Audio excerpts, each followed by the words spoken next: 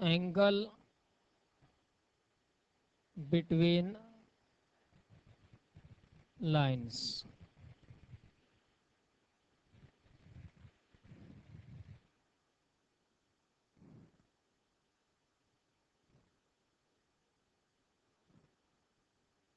Question या पद्धतीने असायचा, prove that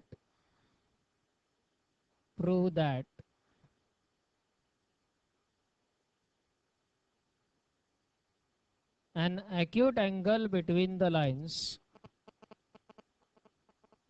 an acute angle between the lines ax square plus 2hxy plus by square equal to 0, ax square plus 2hxy plus by square equal to 0 is given by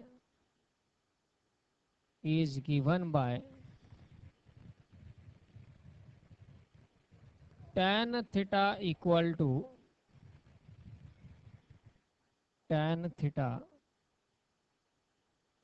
to modulus of 2 root h square minus ab upon a plus b,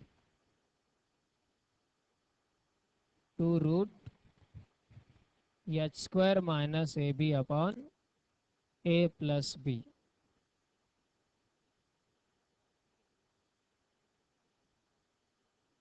To find the angle between the lines आपल्याला हा formula use करावा लागतो. tan theta equal to 2 root h square minus ab upon a plus b.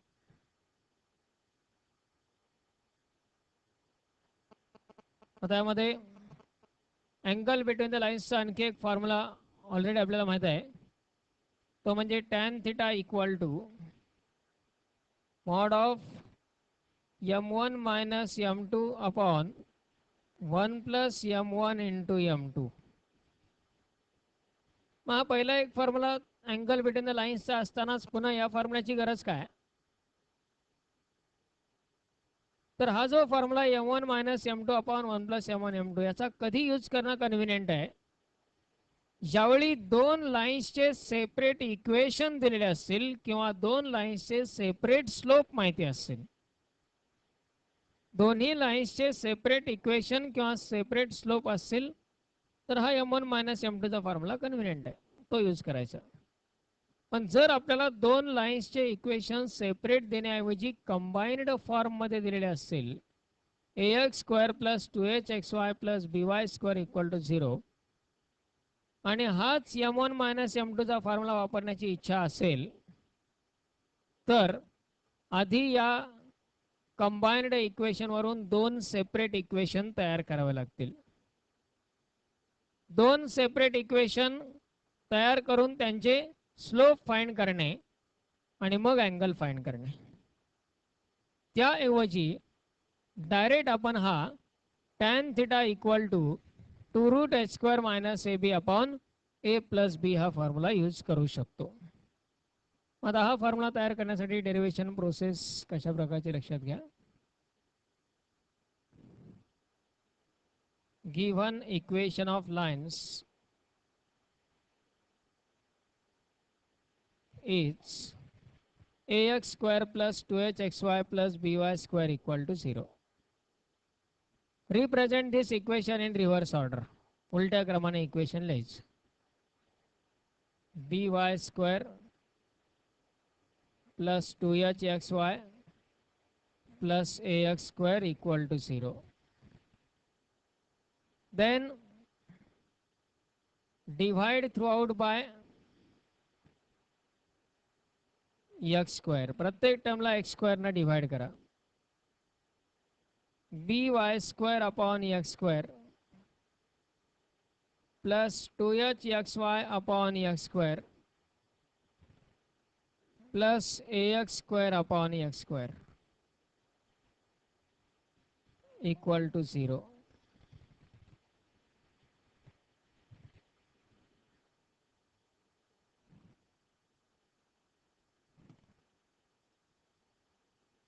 here x square cancel, x cancel. First term we can write b into y upon x bracket square plus twice h into y upon x plus a equal to 0. Now let y upon x equal to m. Y upon x equal to m assume केला. So this equation becomes bm square plus 2hm plus a equal to 0. This is quadratic in m.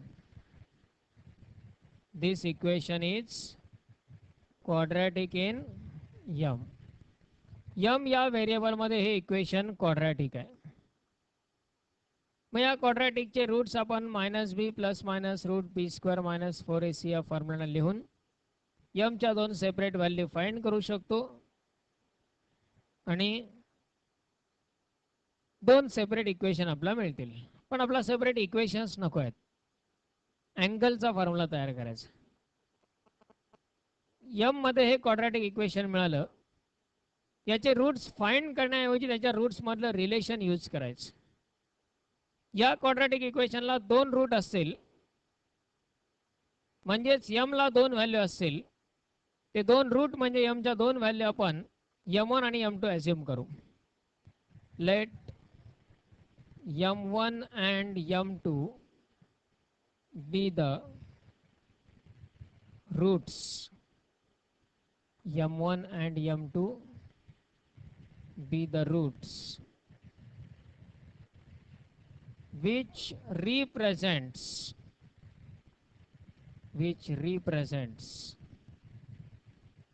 slopes of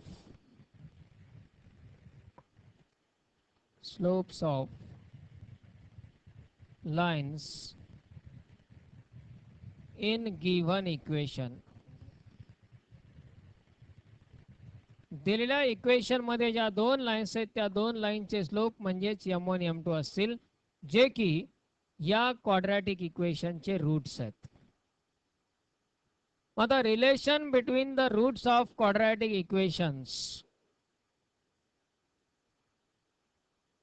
relation between the roots of quadratic equations.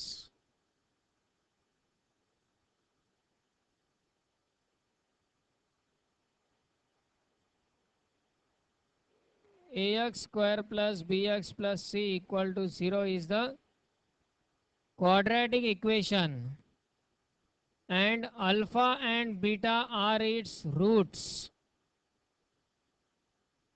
Then alpha plus beta equal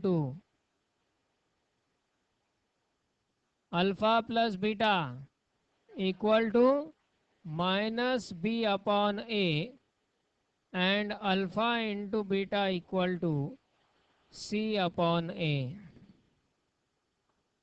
If alpha and beta are roots of the quadratic equation ax square plus bx plus c equal to 0, then alpha plus beta equal to minus b upon a and alpha into beta equal to c upon a.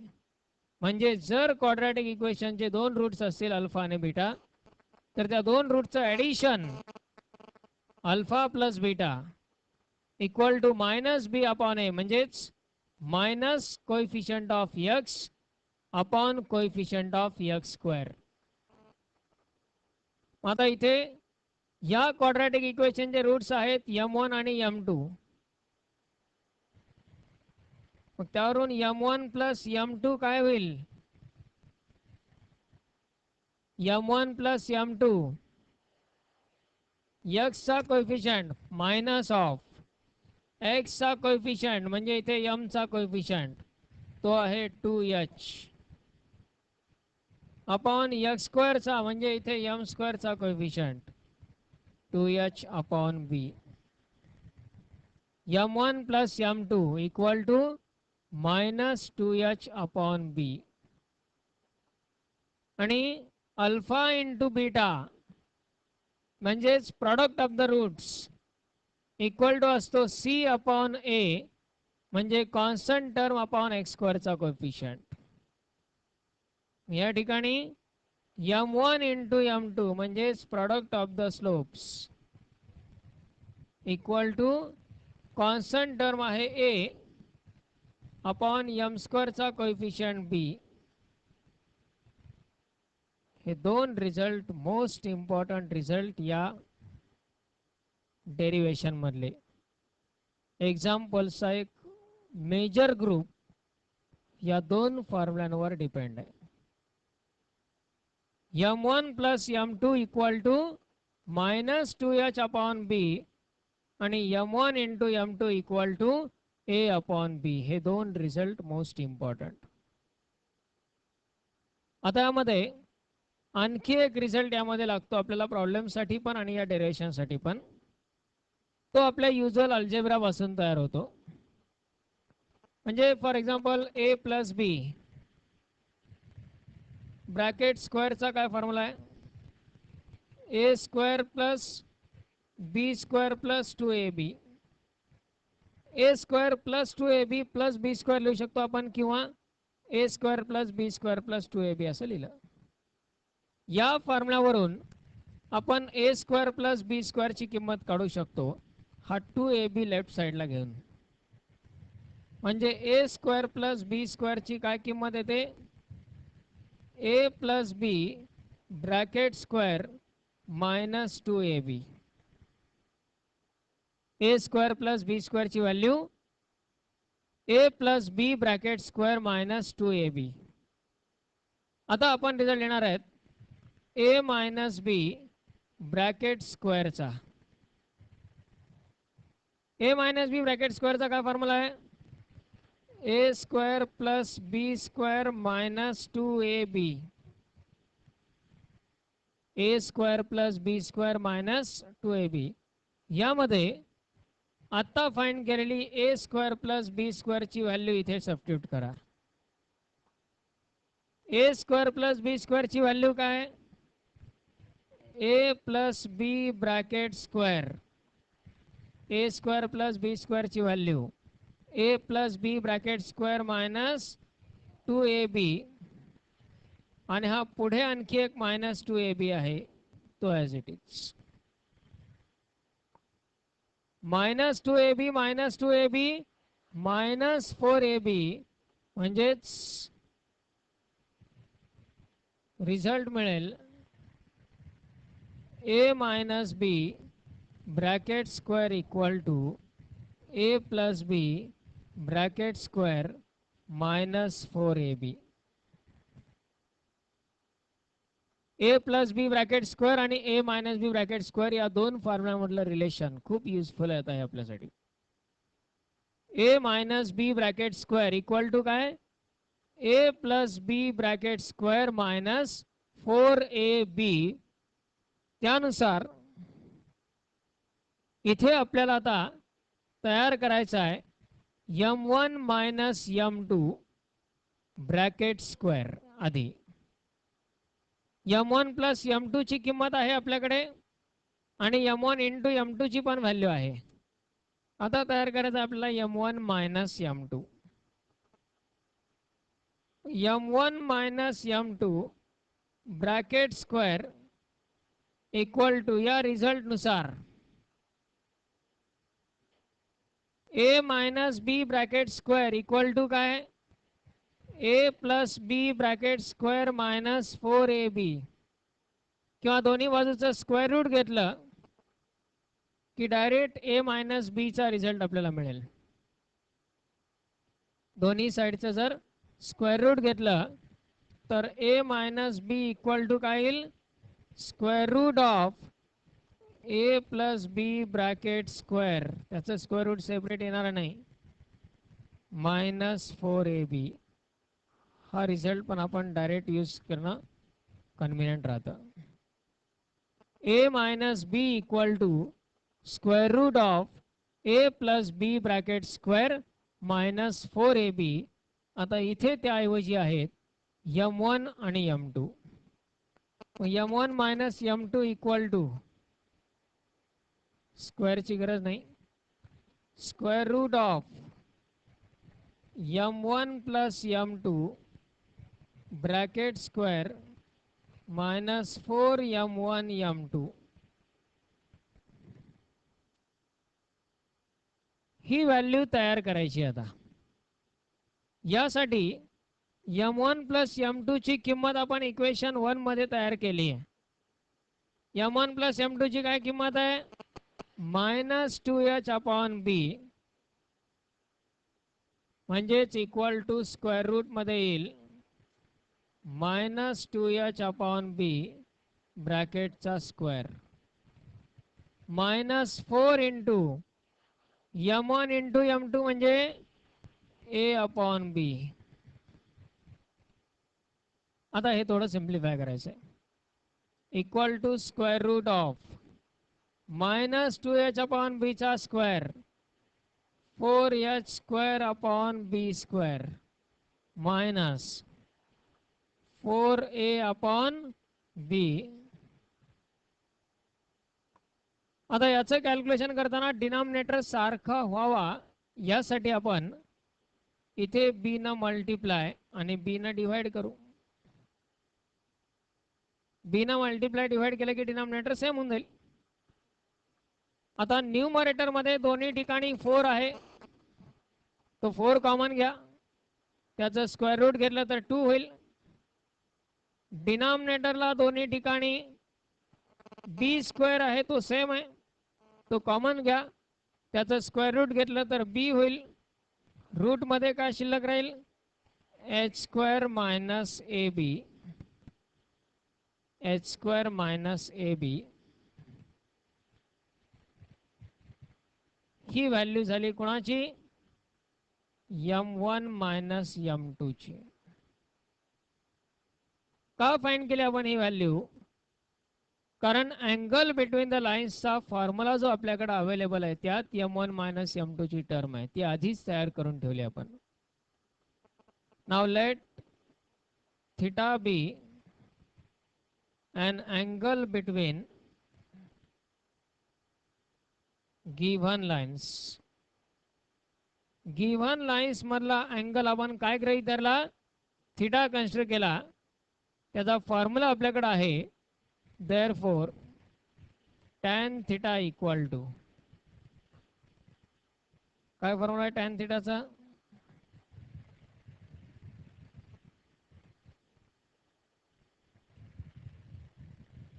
tan theta equal to mod of m1 minus m2 upon 1 plus m1 into m2. आता m1 into m2 आपल्याकडे आहे equation 2 मध्ये already, पण m1 minus m2 नव्हता, त्यासाठी आपण हे result वापरले. आता या किमती फक्त सबस्टिट्यूट करायच्या यामध्ये. Equal to m1 minus m2 ची किंमत काय, 2 root h square minus ab upon b divided by 1 plus m1 into m2 ची किंमत इक्वेशन 2 वरून a अपॉन b. न्यूमरेटर तसाच ठेवला, 2 root h square minus ab upon b, आणि डिनॉमिनेटरला क्रॉस मल्टिप्लाय करून addition b plus a upon b. या ठिकाणचा हा एक b आणि हा एक b कॅन्सल झाला, म्हणजेच tan थीटा इक्वल टू काय आला, mod of 2 root h square minus ab upon a plus b is the required result to find the angle between the lines. म्हणजे यामध्ये आपण प्रोसेस काय काय केल्यात पाहता, एकदा रिव्ह्यू. आधी गिव्हन कंबाइंड इक्वेशनला रिव्हर्स ऑर्डर मध्ये लिहिलं, एक्स स्क्वेअर ना डिवाइड केलं थ्रू आउट प्रत्येकाला, वाय अपॉन एक्सच्या जागी यम लिहिला, यम मध्ये क्वाड्रॅटिक इक्वेशन मिळालं bm स्क्वेअर plus 2hm plus a equal to 0. आता हे यम मध्ये क्वाड्रॅटिक आहे म्हणजेच यम ला दोन किमती, कारण क्वाड्रॅटिकला दोन रूट्स असतात, ते दोन रूट आपण गृहीत धरले m1 आणि m2. पण m म्हणजेच असतो स्लोप ऑफ लाईन, याचा अर्थ m1 आणि m2 हे या इक्वेशन मध्ये असणाऱ्या दोन लाईन्सचे स्लोप आहेत, त्यांच्यामधला अँगल आपल्याला फाइंड करायचा आहे. क्वाड्रॅटिक इक्वेशनच्या कन्सेप्ट नुसार रिलेशन बिटवीन द रूट्स, त्यावरून हे दोन रिझल्ट लिहिले m1 plus m2, m1 into m2. हे आपल्याला पाठ असणारच आहेत प्रॉब्लेमसाठी, त्यामुळे डेरिव्हेशनचा अर्धा पार्ट आपल्याला माहिती ऑलरेडी एक्झाम्पलसाठी. m1 plus m2 equal to minus 2h upon b आणि m1 into m2 equal to a upon b. त्यावरून m1 minus m2 equal to येतो square root m1 plus m2 bracket square minus 4m1 m2. हा result आपण तयार केला a minus b equal to a plus b bracket square minus square root of minus 4ab ह्याचं square root. m1 plus m2 ची value substitute केली, m1 into m2 ची value substitute केली. Denominator same होण्यासाठी b न multiply divide केला second टर्मला, न्यूमरेटरहून 4, डिनॉमिनेटरहून b square common घेतले, route मध्ये राहिला h स्क्वेअर मायनस ab. आता दोन लाईन्सचे स्लोप जर m1 आणि m2 असतील तर त्यांच्यामधला अँगल असतो tan theta equal to m1 minus m2 upon 1 plus m1 m2. हा फॉर्म्युला आपल्याला माहित आहे. m1 मायनस m2 ची व्हॅल्यू जी आपण फाइंड केली आहे ती सबस्टिट्यूट केली, m1 इंटू m2 ची किंमत a अपॉन b इक्वेशन 2 वरून आपण सबस्टिट्यूट केली. डिनॉमिनेटरला फक्त एक cross multiplication b plus a upon b. So final result will be tan theta equal to mod of 2 root h square minus ab upon a plus b. This is the angle between the lines represented by ax square plus 2hxy plus py square equal to 0.